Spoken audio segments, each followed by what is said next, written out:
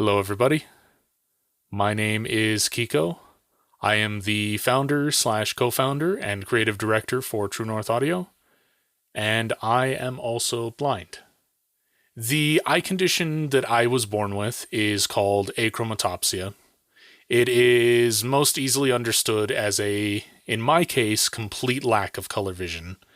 I don't have the function of the cones in the back of my eyes. Those receptors, they are there, but they don't work for me, and so I don't have any function they provide.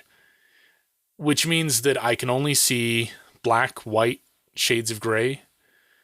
I am extremely nearsighted. I don't have any real central vision. It's mostly all peripheral. And additionally, I am severely light sensitive, which is why, despite the fact that it is maybe 4 a.m., I am in a dark basement room with a small, well-covered, north-facing window. I'm still wearing sunglasses. Because light level I require to film this clearly is much, much higher than I can actually function in without the aid of sunglasses or any kind of eye protection. And for context, this is a light level I can work in comfortably without the aid of sunglasses. I could stand here in this light, but it is very difficult, and I basically end up just being really squinty and awful. It's open here. You can probably see why I don't want to appear on camera like this very often, and combine the squintiness with 15 years of chronic insomnia, and I just sort of look stoned and miserable all the time. Now, as I'm sure you can imagine, this does create complications for me in the world of audio. To begin with, of course, because of my nearsightedness, with any screen at any font size, I really can't be more than about 6 inches away. And for that reason, for future videos, you will not see my face when I'm recording something on screen, because all you're really going to get is the just very top of my head, or some camera off to the side here, awkwardly filming me about that close to my screen all the time. It's kind of distracting, honestly. I don't notice it, but I don't have to look at me doing it. Now, of course, if I were to pursue work in a major studio, internship, or even paid work, that would be a complication for me. Because as many of you who have seen a major studio probably already know, they have a bad habit of putting their screens up on the back walls, on the meter bridge, somewhere that's definitely more than 6 inches away from my viewing position if I'm actually needing to use the computer for anything, which I almost certainly would. Additionally, I cannot get a driver's license. I cannot drive, nor do I own a car. A lot of studios, internships, or even early jobs require that you be the runner. You got to get out. You got to be available at a moment's notice. You got to basically be able to just jump in whenever you can. Well, when you're dependent on public transportation or the much more expensive private transportation or the favor of others, it makes it a lot more difficult to get from point A to point B, and especially more difficult to get from point A to point B in a pinch, which complicates things a great deal. It makes it a lot harder to just run out and grab coffee. Another thing that I have difficulty with is the fact that a lot of people color code their tracks in their sessions, which a lot of people find easier or don't think about. For me, though, if I'm using a DAW that has a bunch of different colored tracks, it kind of just becomes a bit of a blocky mess. Additionally, this also makes it difficult for me to read certain software. A great example is Pro Tools, which I find very challenging to read. I think the only DAW that is worse to read than Pro Tools might be Ableton for me. And a lot of that is just the kind of lack of detail. Everything, it's hard to describe. Everything is very messy. And without color for context, which a lot of other people would kind of take for granted or be able to see and make sense of, it's very difficult to differentiate what these kind of little blurry bits over here are doing compared to this kind of blurry stuff over there. And it all makes it just a little bit harder to read. And then you put it over there on the meter bridge, and you might as well ask me to just figure this out. Now, all that being said, I still have a lot of advantages. While I cannot really realistically work to the expectations of a major studio, or most major studios, it depends, of course. You never know who's going to be accommodating, who's going to try to work around limitations, or who's just going to completely pass you up for somebody who's going to be more qualified. At the end of the day, I can still use all of my tools in the studio more or less the way they're intended to be used by the average person. A lot of fully blind, fully visionless people don't have that luxury. And that becomes a serious bottleneck in our line of work. And the reason I'm making this video, besides the opportunity to introduce myself to you, since as of now, as of the filming of this, Toby is the only one who's actually appeared on the channel. None of you have met me yet. I wanted to talk about something that is very much a part of my experience as a person, part of the experience of a lot of people that I know, a lot of people I care about, who have worse vision than myself or none at all. And also talk about something that's very important to our philosophy at True North Audio. And more importantly, is also an opportunity to talk about a limitation we currently have as a company that I'm very dissatisfied with and would like to change, but am limited in my options to change. And that is something that hopefully with this conversation, we can find some better ways forward on.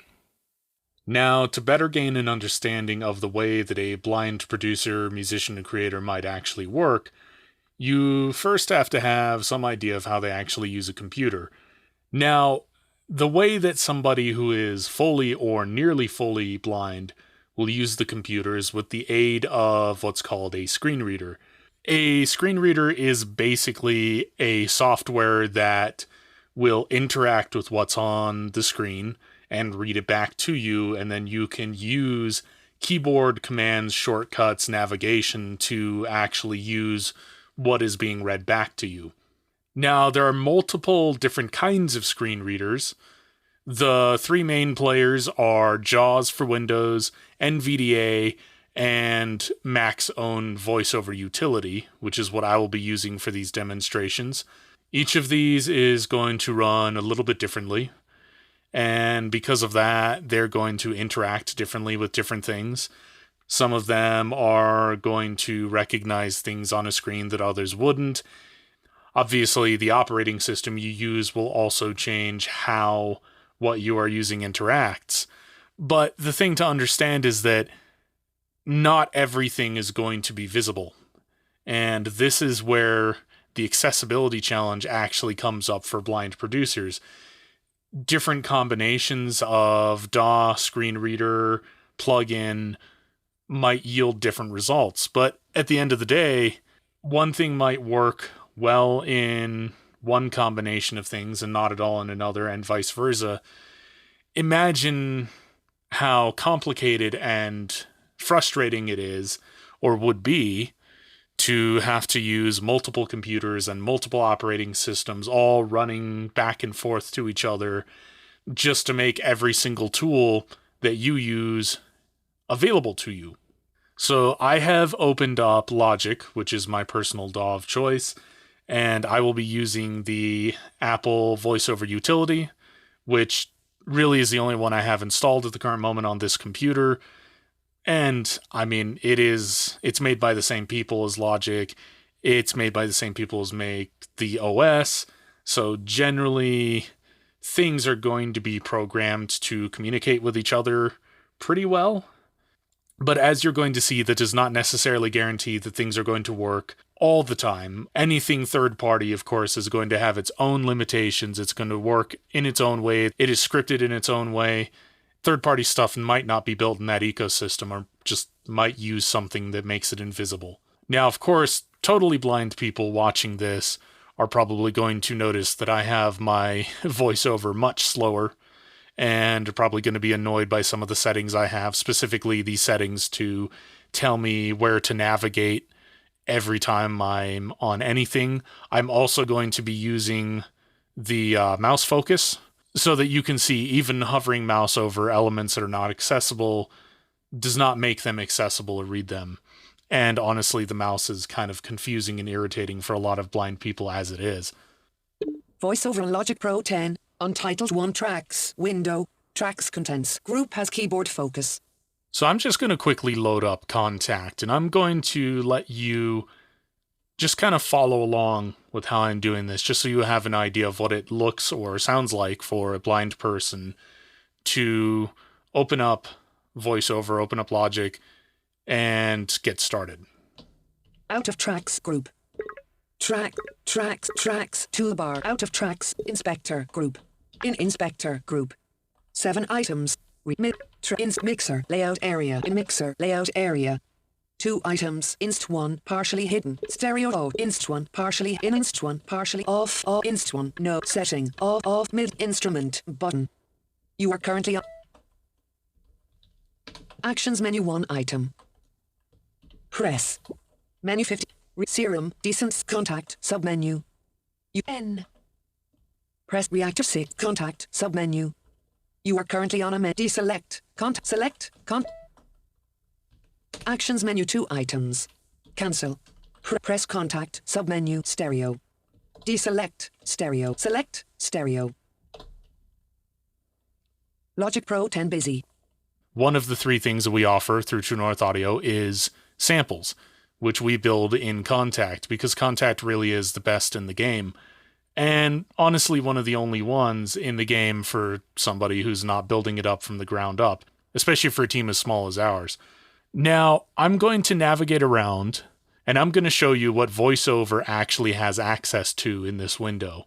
And you might notice it's not a lot. Closing previous neck copy paste on review view link close inst 1 2 by menu pre neck copy on review link into my pre neck copy on review link into bar button. And that's it. That's all you have access to. That's all you can use. All these instruments here on the side that any one of us would use to actually load anything up to begin with is completely inaccessible. That doesn't exist. So how do you load it up? Well, you have to basically buy one of the controllers and use the VoiceOver utility built into that through native access to actually access all of the presets and instruments, and whatever NKS compatible ones might actually have available in the controls. And I'm going to show you the controls in a second, because that is a very important part of how a blind person would use something like this. Is the way we have it, this window, this visual UI is how we interact with it. Now, what a blind person would do, in this case, in Logic, is they're going to go over to the view editor that you're going to see in the sort of top right of the plugin window, and they're going to switch that over to controls. Now, I'm going to load up one of the prototypes for an instrument that we've created for True North Audio, and I'm going to show you how that appears to somebody who is using a screen reader to interact with Logic. Which, by the way, ours are not NKS compatible, which means that they don't show up in any accessible menu, and a blind person would not actually be able to load it in the first place. And for us to make it accessible to a blind person to load it would be thousands of dollars in licensing. Okay, so this is our current prototype for green. You're going to notice as I move the mouse here, the cursor is hovering over things. I'm going to interact with a couple buttons. You will notice nothing is happening. You can't hear the screen reader interacting.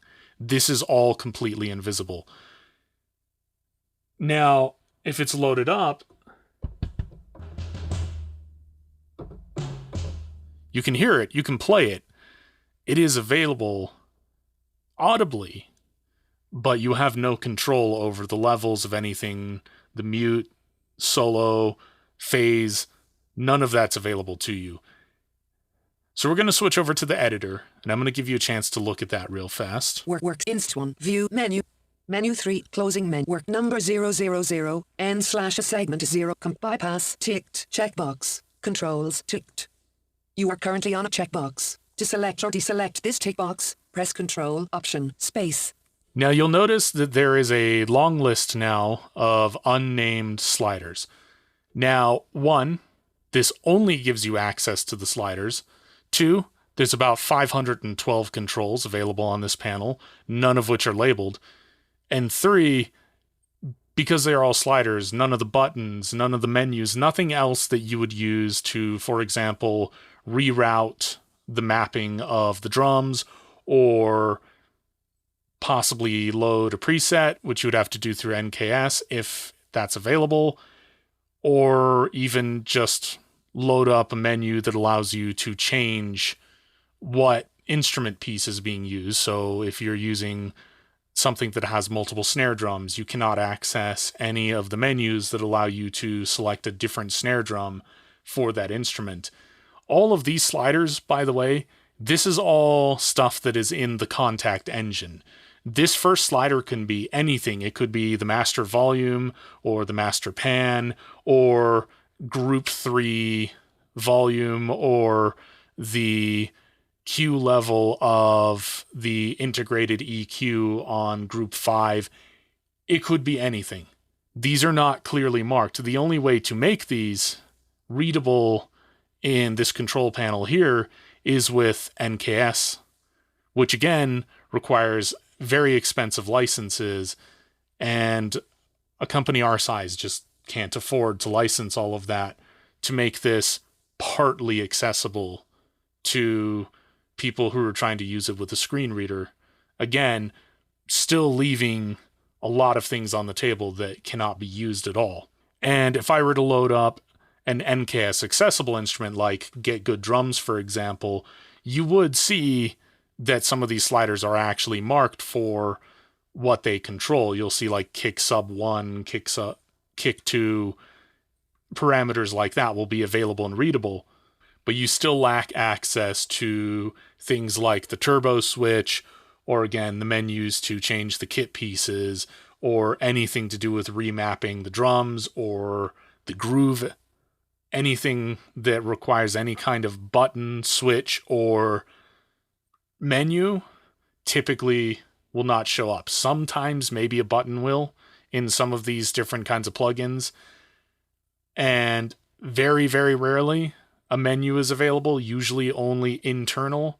So a menu that allows you to switch possibly between a couple of cabs, but in Kontakt, none of that is available.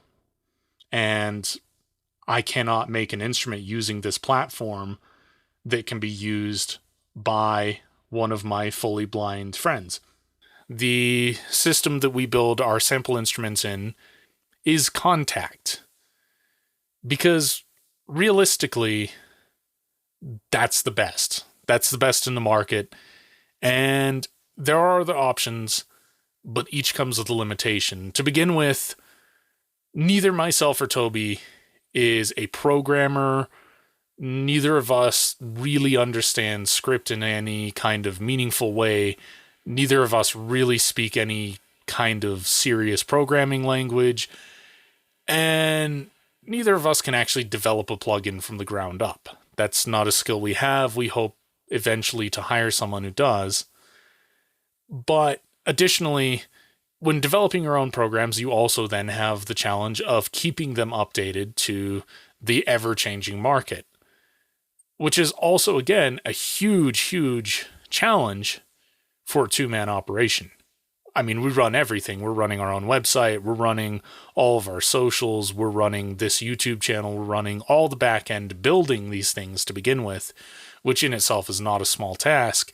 Keeping up with that stuff can be very difficult. And so a tool like highs, for example, which uses a bit more of a proper understanding of scripting, is a little bit out of reach.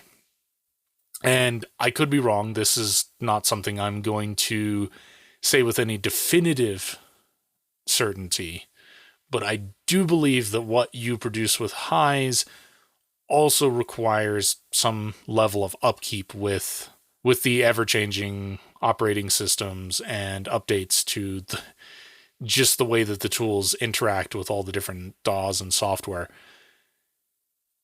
Now, there is Decent Sampler, and Dave Halowitz has done an incredible job at making Decent Sampler something that is a realistically accessible alternative in a way to Kontakt, and it is very simple, and with the tools to turn Kontakt or even EXS scripts into a Decent Sampler DS file, and we do plan on building more Decent Sampler instruments as well. That's something that we're working on currently. That's one of the reasons product has been a little bit slower on our end on the back end.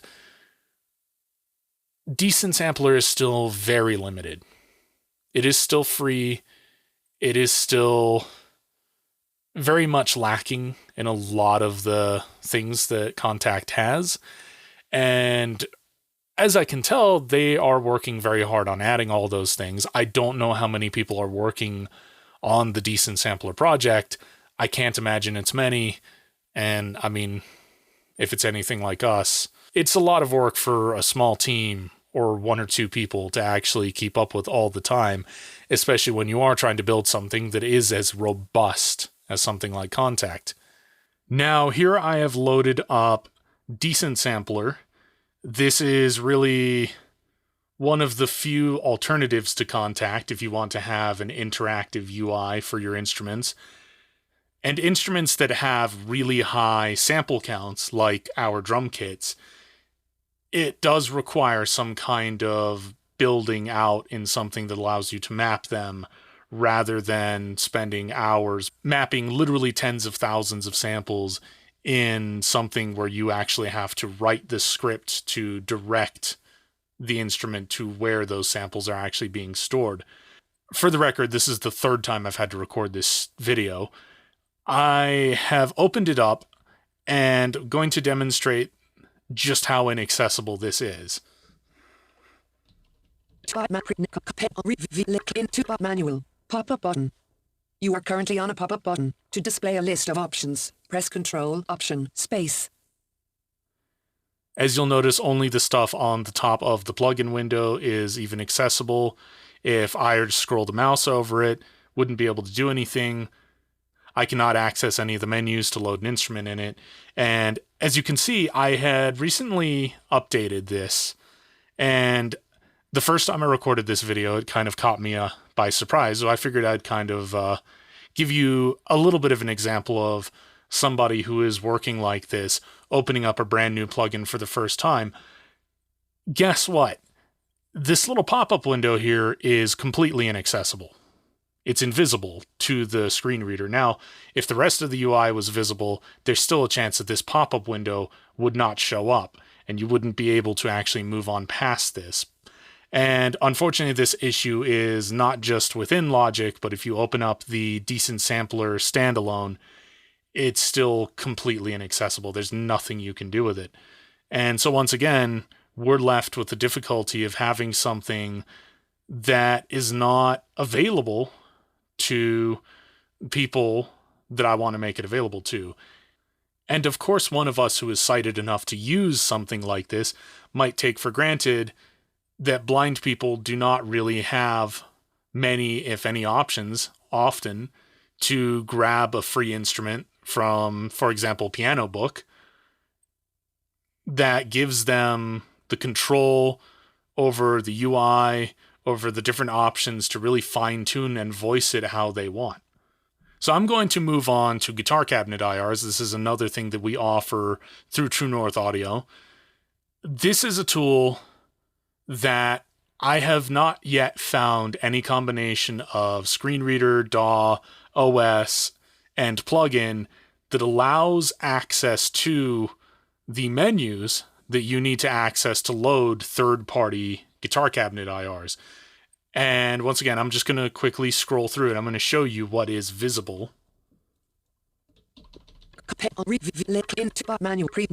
Undo dimmed button. You are currently on a button. This item is dimmed. As you will notice, once again, it's only the top icons here on the plugin bar. If I go into the control settings, you will actually get access to some of the stuff below.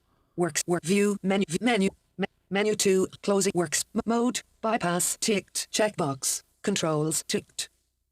And you will notice that these ones at least are labeled. You can tell what these are. You'll be able to read it. The screen reader will tell you what these are. But you will notice that these are all dials and sliders. There are no switches. There are no menus. There is no access to anything outside that will allow you to load any of this up. And if I loaded up any of the other IR loaders I have, it would be the same story. All of them will give you access to the knobs and sliders and nothing else. Now, the third thing we offer is TCIs for Slate Trigger. The last couple times I tried to run this, Slate Trigger completely froze and crashed VoiceOver as well. And that's actually another thing to be mindful of when you have to use this underlying utility that is basically running underneath all the other processes you're running. If you load up something that can be sort of notoriously slow, like Slate Trigger, it can completely crash your system. Now, I don't have to try to load up Slate Trigger to let you know that it is not accessible. I know it's not accessible. So far, once again, I have not found a combination that makes it accessible.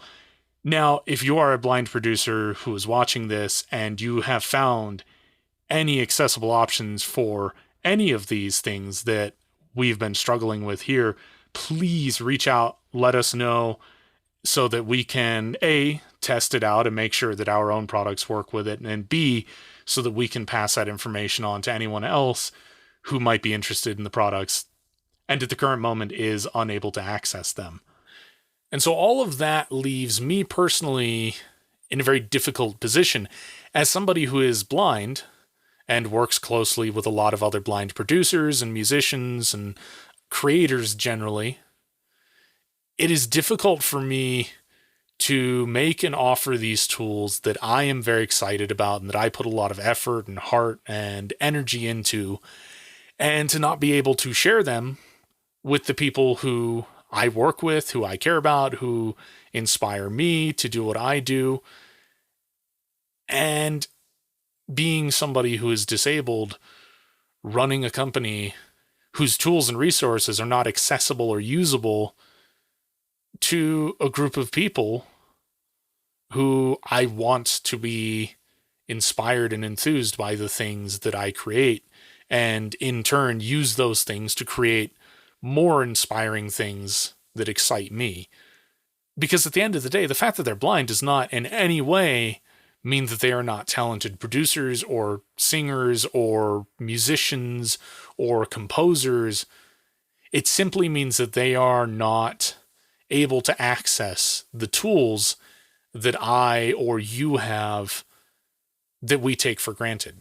I mean, a guitar cabinet IR is just a tiny little WAV file that you load up into an IR loader and you have a virtual cabinet. It's a very small thing to have, but it is a very powerful tool, and a lot of great producers have their own deep and extensive collection of guitar cabinets that they have made, that they have bought from other places, that they've collected from all the various sims and loaders that they have, because it is a collector's market. It is something that you want to have as many of as you can, but it is a tool that is completely unavailable to an entire portion of creators. And it's very, very difficult to work around that, because what it offers is something that otherwise you would need an actual guitar cabinet and microphone for, which is very expensive, especially compared to a free IR loader and a cheap IR set like one of ours. But also, limiting. Obviously, I don't have to explain to most people here that not everyone can just plug in a guitar cabinet and crank it all the time, but any of us can just plug in and use whatever IRs. Now, of course, a lot of sims have their own IRs built in, and a lot of that is accessible, at least in that you can load it up. If the sim itself is accessible, then usually you can at least change what comes with it. And that at least makes the tool usable. But I mean, imagine spending $170 on this fantastic new Neural DSP plugin and only having access to a dozen presets. Those are the sounds you're limited to. You can't change anything. You've just spent $170 on something that limits you. That's difficult. That doesn't inspire. That doesn't excite. And that leaves you in a place where you're at a disadvantage to the people who have a deep and extensive collection of guitar cabinet IRs.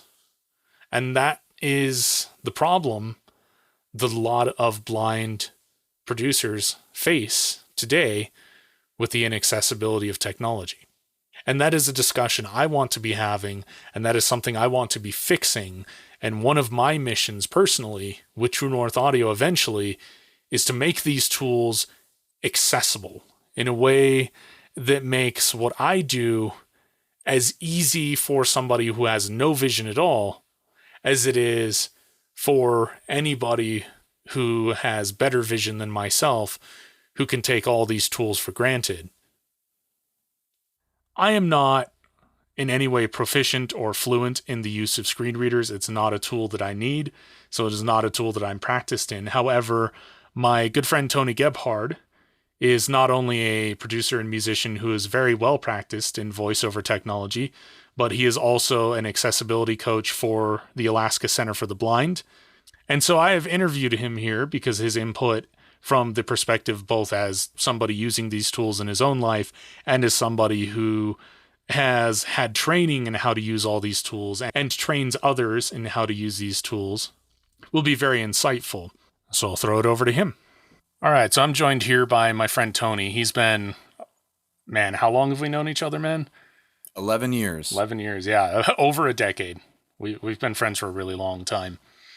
Yeah, very long time. My experience, of course, is the experience of somebody who's low-sighted. So the tools and processes of working with anything audio, hardware or software, I kind of have to work around sometimes, but all of it's still accessible to me in the way that it is for the average sighted person.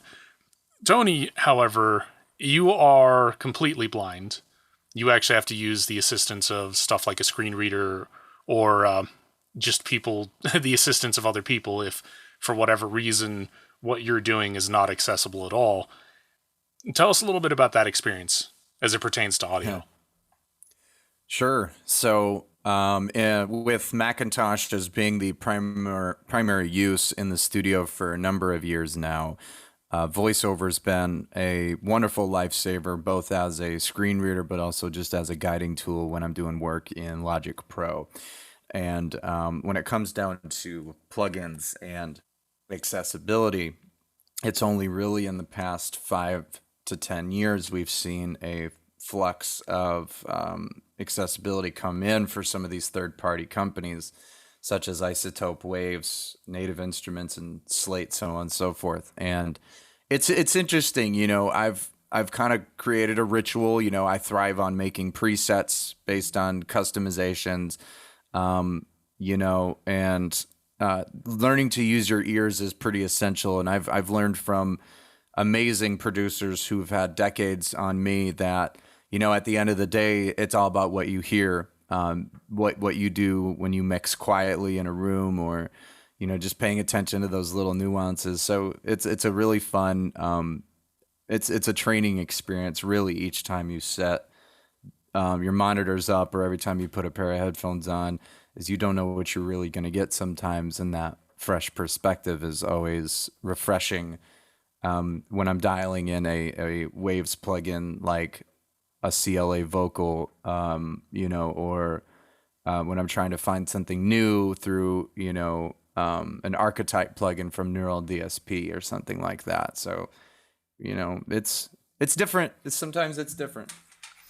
And now you have to deal with accessibility with any of these plugins. And of course, you and I know that there's been a lot of stuff where even when the plugin is accessible, you'll have issues at times with the plugin being fully accessible. So you'll have control options, but you'll have other features that are not available to you. What's your experience dealing with accessibility today? I try to always find a way around it.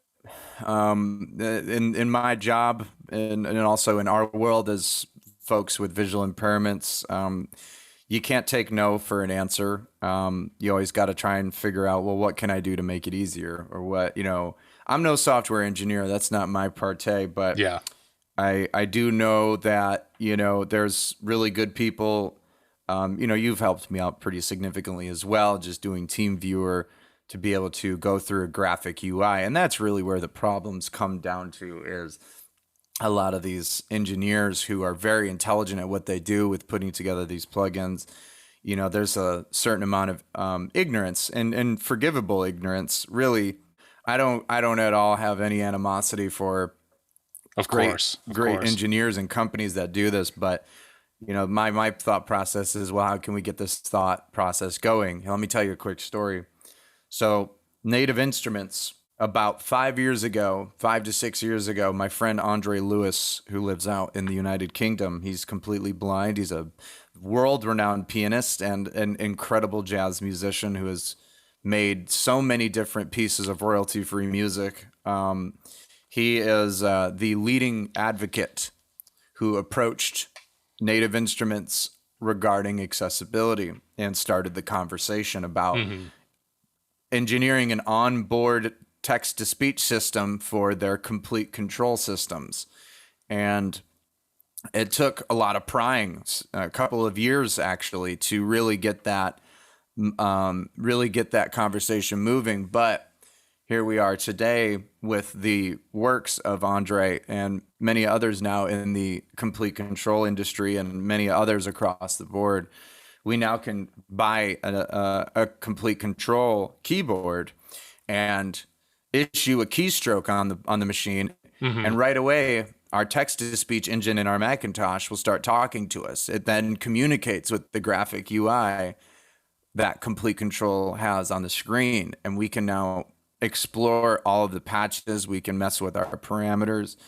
We can set our arpeggiators, so on and so forth. It's a step in the right direction. Yeah. And of course, it's not all the way there, because I know, for example, for us at True North Audio, as we build Kontakt instruments, ones that I've given you to test, there's a lot of things in our UI that's not accessible to you, either because it's not NKS compatible, so it doesn't work with the complete ecosystem in that way, right, which would require a license from us to make happen, or generally that there are still things in the Kontakt engine that are not accessible. Right.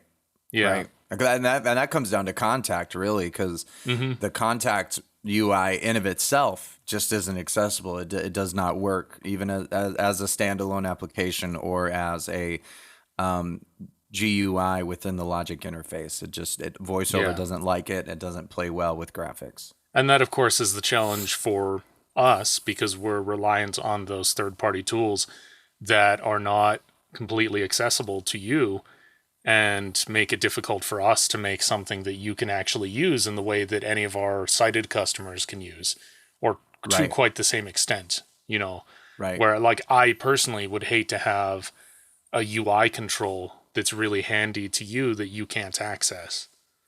Right. Well, and you know what? There's what's the saying? There's no such thing as a free lunch. But I always think that if we're diving into the world of code, I know enough to get myself in trouble. Let's put it that way. A lot of what VoiceOver is coded in is Swift and Xcode, and those particular two languages rely on a lot of your basic HTML to your advanced Java and other forms of computer languages. Yeah. And how do you intertwine those per se? For what I mean is how can we implement both so that it can be navigated with keystrokes while still being very beautiful and usable for both parties involved. And not over encumbered, of course, too. Of course, right. You know, it should be a balance to begin with. It should be a one size fits all kind of thing, you know. Yeah, and it's another challenge I imagine for sure is that with things like voiceovers, they're all going to use different, different language protocols. They're not going to be universal in that way, but also it's going to make it difficult if somebody is programming something in a different, more unusual language, or even just something that's not supported. I know that, different plugins will use any number of different like code types, protocols, or whatever. I'm Right. also, as I've stated earlier in the video, I am not a programmer in any way. I understand like NKS and stuff like that. But as I do understand, like a lot of plugins are built using Juice or C++ or any number of other different kinds of protocols, and different on different computers as well. I mean, I think that a lot of the VST3 probably uses a lot of different stuff than AU, and one or the other might be more or less accessible, and whether it's accessible may even depend on the screen reader that you use.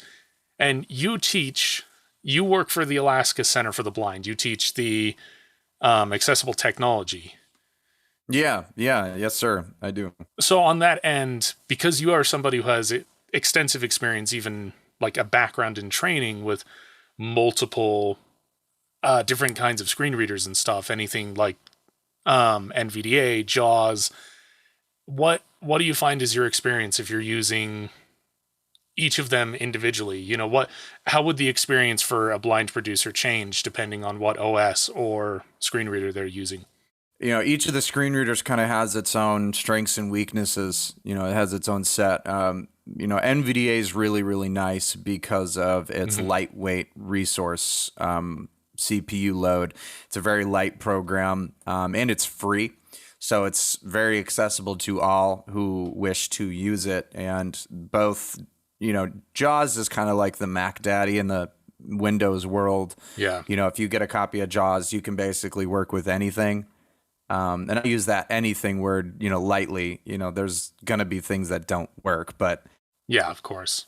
As far as usability is concerned, I mean, if you're looking at the producing side, I mean, Reaper's a really great program that I've started to become friends with. We're kind of in the beginning of our relationship. And it is available on every OS, even Linux. Even Linux, yeah. So it's also a very accessible DAW. Yeah. Yeah. And it's cool because what's really great about the Windows world is there's availability for scripting and for creating add-ons, which the visually impaired community has definitely had no lag time in. So with NVDA, for example, which stands for Non-Visual Desktop Access, for those who are curious, and if you would like to look at their program, it's nvaccess.org, along with JAWS, which is made by Freedom Scientific, which can be found at freedomscientific.com. And with NVDA, though, they created a script that works with Reaper so that specialized keystrokes can be utilized with NVDA to make certain functions of Reaper much easier. For example, disarming or arming a track, soloing or unmuting, monitor on and off, so on and so forth. And it's called Wasara, and it's really, really nice. JAWS even has scripts as well for Reaper, which is great. Awesome. And makes the program fully functional. Yeah, definitely a monster, but it's all really the answer. If I shorten it down, is trial and error. That's what it is. You got to have patience and you got to have trial and error. Yeah, which can be tricky because in a way it gives you an entire additional thing to learn. For my part, getting good at this, I really just have to learn how to be a producer. Right. I need to learn my DAW and just learn how to use it. But then you have the extra added layer of kind of having to learn it with a different set of tools. And I imagine, anytime I need to do my basic stuff, I just have 1,000 YouTube videos typically. I imagine that the resource pool for learning how to do this stuff is probably a little bit more shallow. So, yeah, you're not 100. You're not really that wrong. There's been a flux of great resources and videos that have started to surface their way onto YouTube and Yeah. other sites. For example, KK Access, which is the Complete Control Accessibility group on Facebook. They're really great with native instruments. There's logicblind.org, which is all things Logic Pro with an accessibility twist in mind. And I mean, well, I make videos as well. And it's been really nice to see the community latch on to the world of like, hey, this is information we need to know. And this is also I teach this as well on the weekends, Logic Pro and GarageBand to low vision and blind users. I've got a gal right now who's recording her first solo album and is trying to graduate college here pretty soon. And that all sometimes people want to do is just be able to express themselves, and they're deserving of that provision to be able to do it. Yeah, absolutely. Is there anything that stands out to you working with your students that seems like a challenge that's worth addressing? I can't say for sure at the moment, but one thing that I can identify as a common, a commodity is that patience is definitely necessary. Because we live so precariously, sometimes to the point where we want it to work, and that's based on frustration that most things just have on the surface level don't work very well.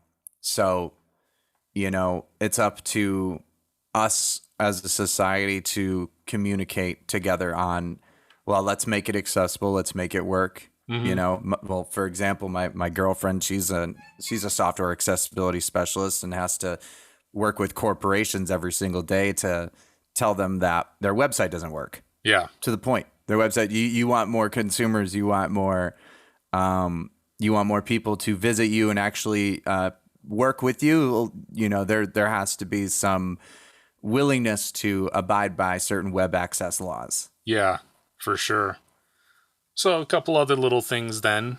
First, of course, is from your perspective as a teacher and a producer who deals with a lot of like blind students, but is also connected with a lot of other like blind artists, musicians, producers, what would you give as advice to anyone watching this now, any like blind person who wants to get into it? And also, where would you send people? Where would you say people should look for, a really good resource for information on accessibility in production, accessibility in music technology? YouTube. Very quick and easy answer, man. YouTube. There's amazing channels, amazing people out there that are willing to share their knowledge with you and with me and with Kiko. There's always a plethora of different avenues that we can take so that we can further our knowledge. And really the part two of that is stay curious. Continue to be curious, because what we see on the surface level is not what is to come. So identifying that there's another step in front of you is what's most important. We identify the goal, right? We want to be an engineer. Fantastic. That's a beautiful thing. Good for you. I'm absolutely proud of that. But what do we need to do first in order to get to that point? Because we can't just sit here and say that we're a full-fledged engineer when all we know how to do is put one loop next to each other. There's a lot of work that goes into it. And when we put in that work, we'll feel great about it, and we'll be able to prove to ourselves that we are capable of accomplishing that. Yeah. And again, from your perspective as, both a blind producer, engineer, musician, and as an accessibility teacher, what do you want to say to any of the software companies who might be listening working with accessibility, not working with accessibility, or anyone just in the industry like myself who might have to depend on third-party stuff at the moment, what would be your words of wisdom, your advice, your things to think about or consider that you would want your voice to be heard in the like audio tool community or the creation community for audio tools? That's a really good question. And to be honest, with y'all who are working just painstaking days to making amazing content and creating new innovative ways for musicians and engineers to articulate their feelings and their dreams and their expression, is think about your user base. There's a plethora of musicians and those out there who are visually impaired, who we are a very strong community, millions. And I would say be curious as well, ask questions, and ultimately, depending on what your workforce regimen looks like, reach out to the community and ask for volunteers to dedicate their time to helping you expand and implement a usable and accessible interface. And that's important. That's a note I want to add is, accessibility doesn't mean accessible. It also means, is it usable as well? Yeah. Yep. And it's also identifying tasks, the people, the disability, and I think if we open that conversation more and start the bowling ball down the lane, we'll be able to get a strike one way or another. I think it's just being able to pick the words that we need to use, and not start a fist fight in the streets, because frustration is definitely at the core of a lot of it. And if we can all be professional and just maintain professionalism in a just as a strong sense and as our approach, we'll get to where we need to go. So yeah, please ask questions, outreach by all means to the community for very, very talented and smart engineers that do exist in our community. And again, just a big shout out to Andre Lewis, who was the leading advocate for really helping native instruments, who listened and took the time to really make it work. And I had no regrets purchasing my gear from them at all. Awesome. Well, on the note of keeping a conversation open, where can people find you? Well, you can find me on YouTube, youtube.com/MRJT1020, Maverick Romeo Juliet Tango 1020. I'm also on Facebook, facebook.com/TONYGEB 2 Twitter @TonyGeb23 as well. And my music is all over the place. Wherever you get your streaming or where you buy your tunes, even if it's Rhapsody, for some reason they put it up there. So then that's just Tony Gebhard, my first and last name anywhere. So I'm working on my 4th album, so that'll be coming out probably at the end of the year, early next year. Absolutely, and I've had a chance to hear a lot of what you've been working on. I can certainly vouch for you. It sounds really awesome. And the links, of course, to all of that will be in the description. So right on. Well, thank you. We appreciate your time and appreciate hearing your perspective on everything. Hopefully that's been enlightening to some people. And for anyone listening, whatever side of this you're on, hopefully it's given you a little something to think about, a little something to look for, maybe even a little encouragement. Thank you, Tony. No, thank you very much. You guys have a great day.